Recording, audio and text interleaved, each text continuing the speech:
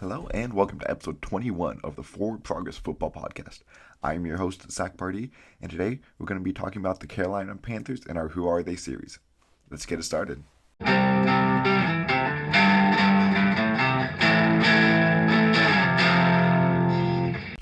Alright, so before we get things started, first thing, if you're watching this on video, I made myself a hoodie. Thought that was pretty cool. I don't know, just something pretty simple and easy. Gonna wear it around, get some free self-advertising.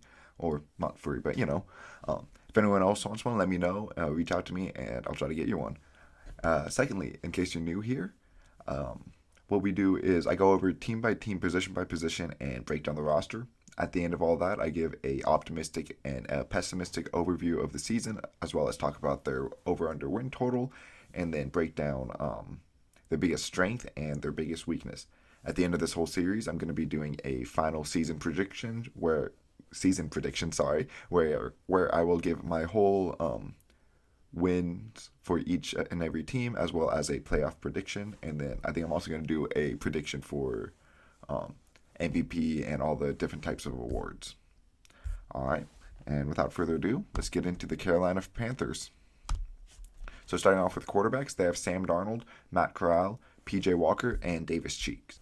So many hope that year one away from Adam Gase and the Jets would help spark Sam Darnold's career, as the first 3 years with the Jets flashed some promise, but mostly showed us a quarterback with poor accuracy and even worse decision making. While the Panthers started 3-0 and Darnold was playing some of the best ball of his career, it looked like the Panthers were right to trade for him. Then he regressed and looked worse than he did in New York. Playing on his fifth-year option with a rookie quarterback behind him, this may be Darnold's last chance to prove he can start in this league. Corral, he showed a lot of promise at Ole Miss, being accurate, having a strong arm, and showing functional athleticism. However, much of their offense was RPO-based, so he will have to learn how to run a pro-style offense, and he has struggled with injuries as a smaller quarterback. However, here he could see the field sooner rather than later. And then PJ Walker, he was going to be the XFL's MVP before it shut down, which kind of shows the talent disparity at quarterback, as he was a third string behind Sam Darnold and Cam Newton last year and will likely be third string again this year. And then Cheek, he's an undrafted free agent out of Elon Phoenix. We'll see if he makes the roster.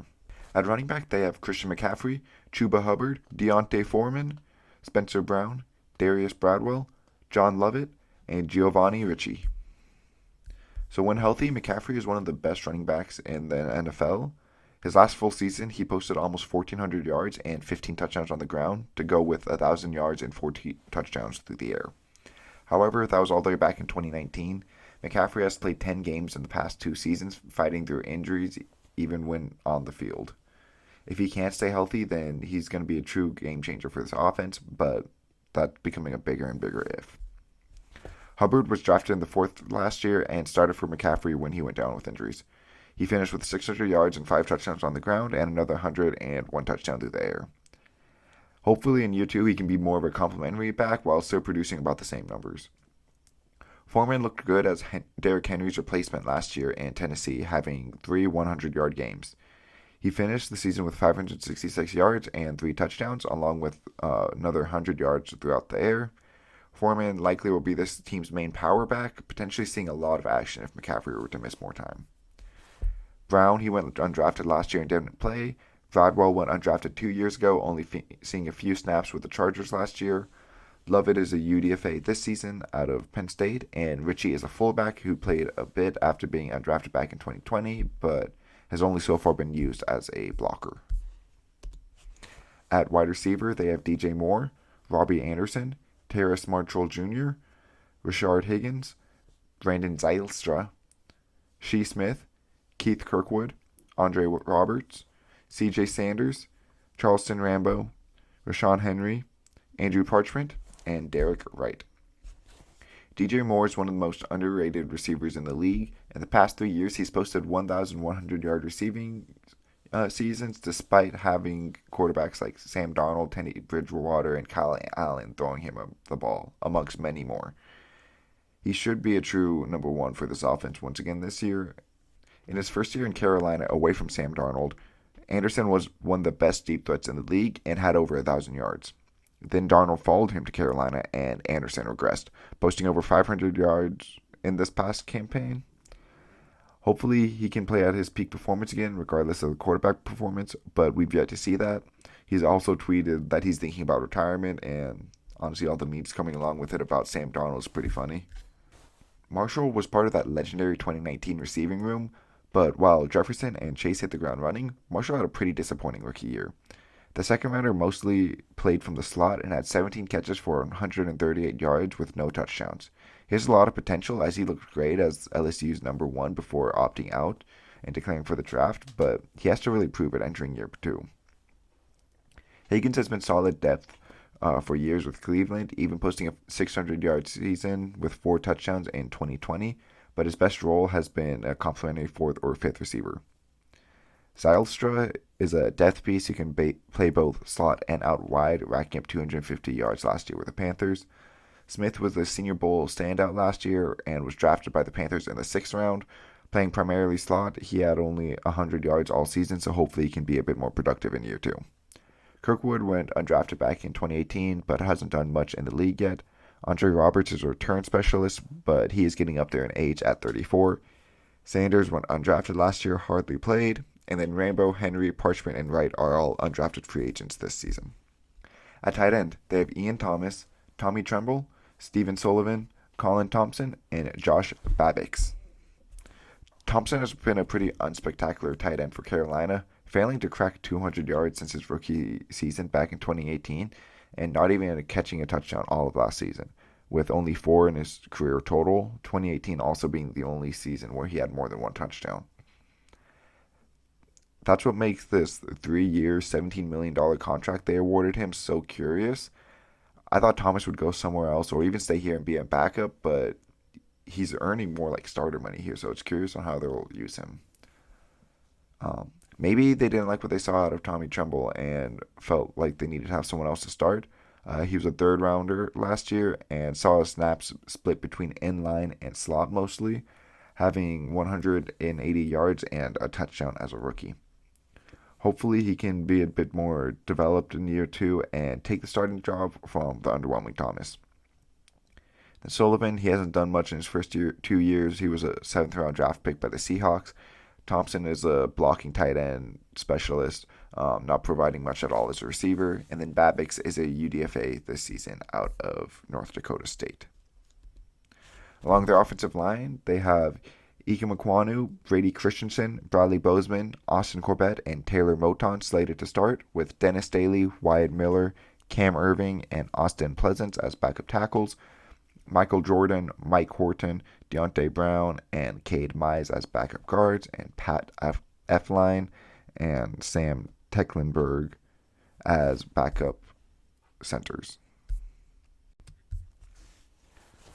So Ekwonu is an extremely gifted tackle prospect, which is why he was taken 6th overall in this past draft. Extremely strong and athletic, he should be one of the best run blockers right out of the gate. He has a lot to work to do in pass pro, so hopefully he can start showing some development throughout his rookie season, but he should be fun to watch definitely, bringing that bully mentality to this offensive line. Daly has not looked so good so far in 3 years with Carolina, but he provides some guard tackle flexibility as depth, and Miller hasn't played since being undrafted back in 2019. Christensen played decently for a rookie at tackle and guard last year, but he will be turning 26 already this September. Right now, it looks like this left guard will be the biggest question mark, with Christensen slated to be starting there, but many others will be competing for this spot. Jordan has been pretty bad for the Bengals, and then last year with the Panthers. He was the one to give up the sack that tore Joe Burrow's ACL, and he's averaged about 11 games a season with 31 pressures a season, which is almost 3 a game, which is like crazy. He's likely just to be a backup this year. Horton, he went undrafted 2 years ago, but hasn't really played yet. Bozeman was a huge get for this Carolina offensive line. The former 6th-round pick got better and better each year, and did look like one of the better centers in the year last year after being mostly a guard the couple years before that.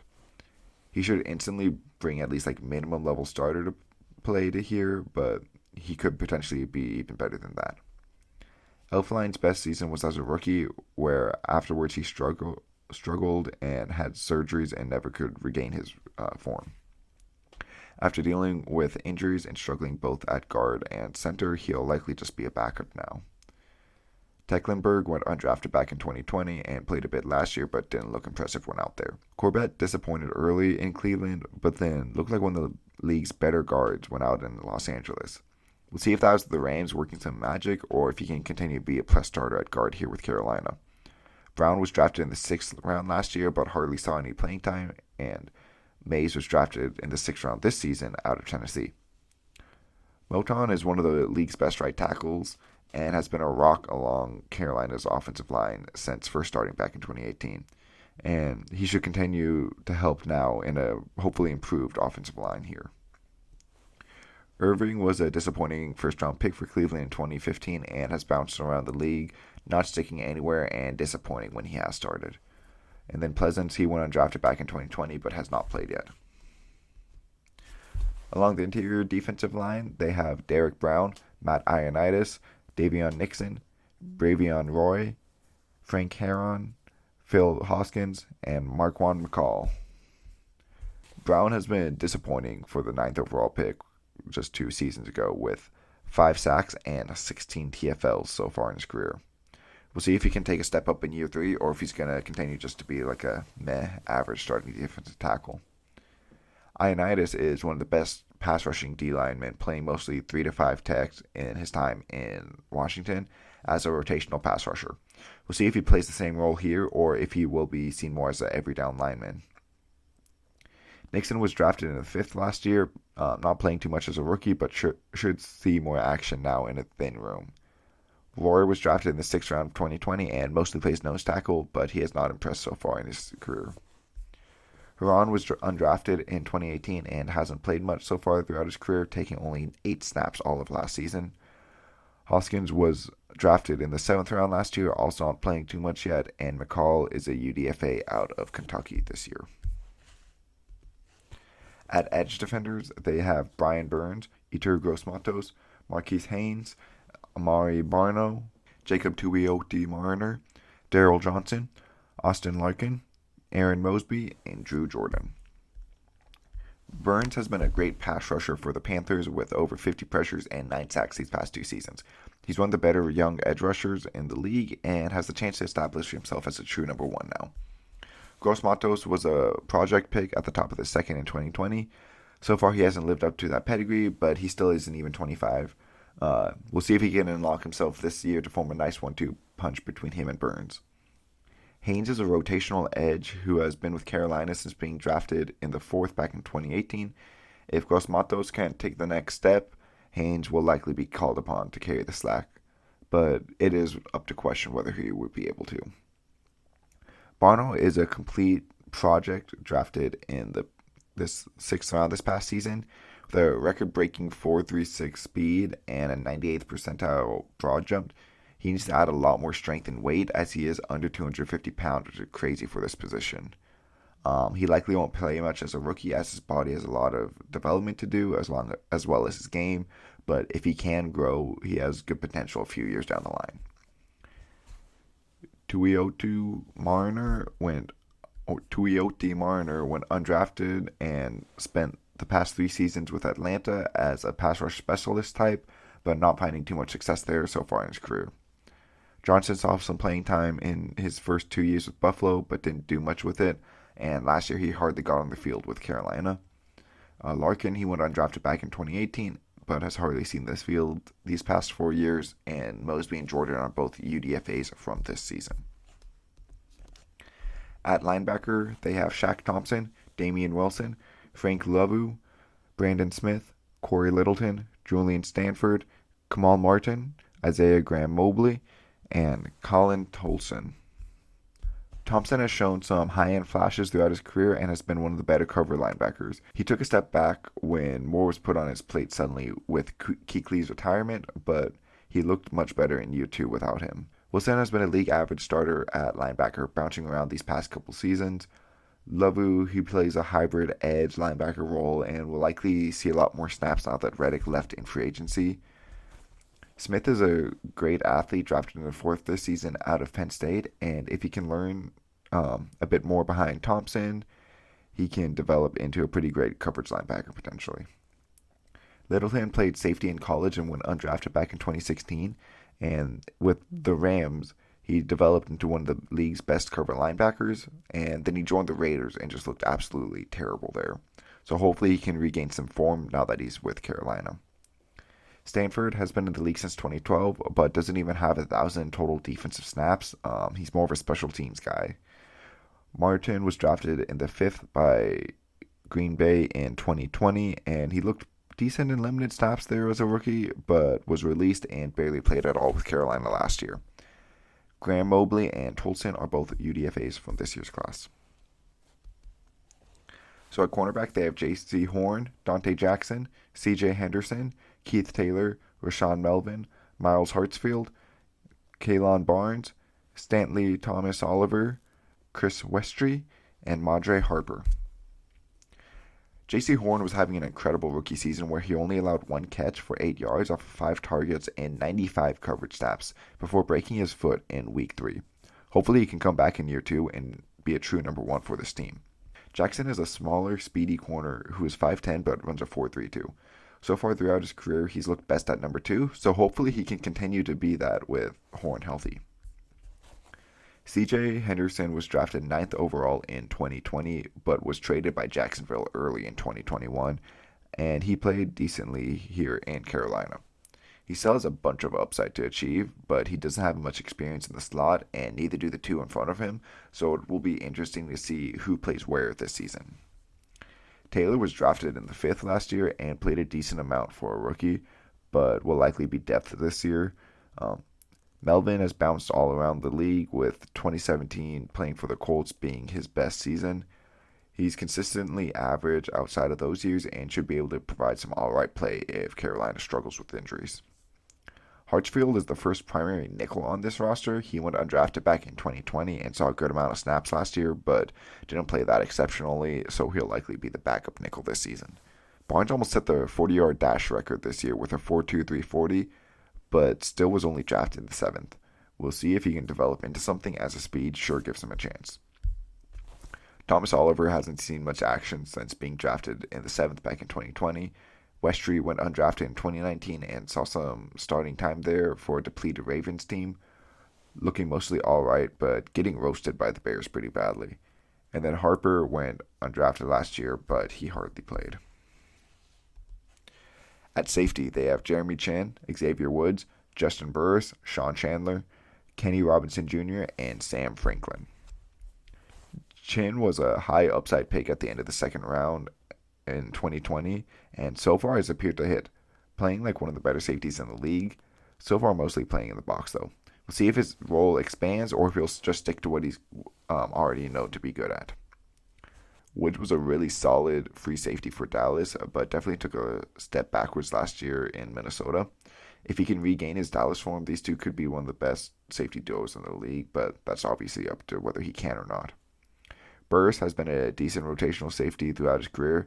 Disappointing when he was given the chance to start 2 years ago with Carolina, so he'll probably stay as that rotational role.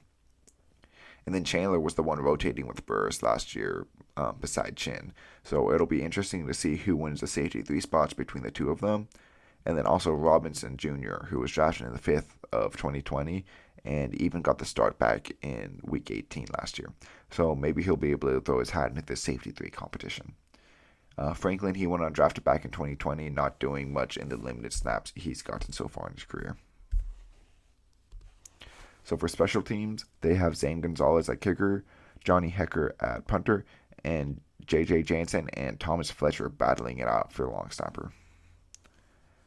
Zane Gonzalez had an up and down career so far, but last year he had over 90% of his kicks with Carolina and only missed from 50 plus. Hecker has been an all-pro with his time in his Rams, having another good season last year with only 1 touchback and now bringing his talents to Carolina. And then Jansen, he's been Carolina's long snapper for years, but the end might be coming soon with him as Fletcher was drafted in the 6th round last year to replace him. However, Fletcher missed all of last season on the IR, so the battle stays alive. And then this is where I get to my season projection. I'm going to give the floor and ceiling of what I think this team can achieve. as well as some pessimistic things that can go wrong and optimistic everything that can go right. Then I'll talk about their over under win total, whether I think it's smart to go over or under on that, and then their biggest strength and their weakness. So pessimistically, I can see this team also in competition, just like this last team, the Falcons, going for the number one overall pick. Some things that can go wrong is Darnold, he just continues to play poorly, and Corral is not ready as a rookie. McCaffrey, he gets injured again, and the rest of the running backs can't carry the load with him. DJ Moore continues to look good, but Robbie Anderson either retires or looks bad again with Darnold, and Marshall does not take a step forwards in year two. Thomas and Trumbull, they play like average at best tight ends, and Iquanu struggles in pass pro as a rookie. And all this newness along this interior offensive line causes some struggles and lack of chemistry. On defense, Brown continues to look just alright, but nothing special, and Gross Matos continues to disappoint, with Burns looking just good, not great, like he has these past couple seasons. Shaq Thomas plays like the only plus linebacker, and J.C. Horn, he struggles a bit coming back from injury, seeing his first real playing time. Chin, he keeps playing well at box safety, but then Woods over top struggles at free safety. And then the ceiling for this team, I think, is 6-10. Realistically, if you want to say either Corral explodes onto the team or Darnold reminds everyone why he was drafted number 3 overall, I think this team would be a lot better. I just don't see that happening, and with the state of the roster right now, I don't think they can carry their quarterbacks to anything above 6 wins. Darnold, he could play at least like average level maybe, and that would help get them closer to 6, maybe higher. Or Corral, he can come in hot as a rookie, as I said. McCaffrey, if he stays healthy and looks like his old self, that would be a huge help for this team. And Moore and Anderson looking like the dynamic duo they were in 2020 would be amazing. And then if Tommy Tremble can step up and be this team's true receiving weapon at tight end, or Thomas earns the contract that he was given him, that would be great. And then all the additions along this offensive line help it to become average at worst. The starting group of Burns, Brown, Ioannidis, and Gross Matos hits their potential and becomes one of the best pass rush units in the league, and someone is able to step up besides Thompson at linebacker. Horn, he comes back healthy and plays great, with Jackson staying solid at number 2, and Henderson reminds us all why he was a top 10 pick just 2 years ago. And then over top, Chin and Woods look like one of the great safety duos. For this team to win more than 5 games, I wouldn't think that Sam Darnold would need to look significantly better, or Matt Corral would need to look at least decent as a rookie, which I just don't really see happening. I just don't think they're like realistic expectations to put on a young guy like Corral or Sam Darnold, who just hasn't, like, he's shown the flashes but not the consistency to put it all together. So if I had to pick a over-under, I definitely would be going with the under of 5 or less wins. Their biggest strength is their secondary, as their starting 5 unit has a super high upside, especially if Woods can recapture his form, and Henderson looks good as the third cornerback. And then I put their biggest weakness as quarterback, because if this team had guaranteed league average level of play, they would definitely be in the playoff conversation. But with the state of this room, they could be picking in the top 10 once again. Alright, so that's going to do it for this episode. If you liked it, leave a like, comment, subscribe. Follow me on Twitter at FBF_podcast. If you're listening to this on one of the audio platforms, leave a 5-star review, help spread it out. And yeah, I'll be back in a couple days. See you guys next time.